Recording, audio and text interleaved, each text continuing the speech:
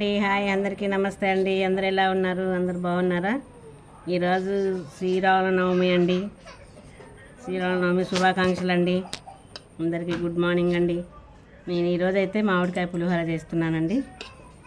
మా కోడలికి మా కూతురికి అందరికీ చాలా ఇష్టం అండి. అయితే చేస్తున్నాను.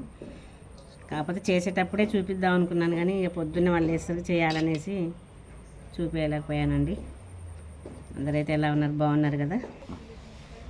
మామిడికాయ పులిహోర అంటే దాన్ని మంచిగా తురుముకోవాలండి.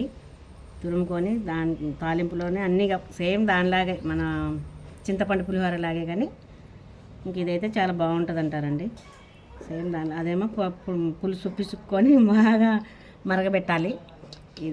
ఇది కూడా కొంచెం ఆయిల్లో కొంచెం ఉడకనివ్వాలి. చాలా బాగుంటుందండి మామిడికాయ పులిహోర. చాలా ఎప్పుడు రాదు కదా మనకి. చింతపండు అయితే ఎప్పుడంటే అప్పుడు చేసుకోగలుగుతాం, కానీ మామిడికాయ అంటే ఓన్లీ సమ్మర్లోనే కదండి వచ్చేది, సీజన్లో. అందుకని అయితే చేశానండి. సరే అండి, బాయ్ అండి.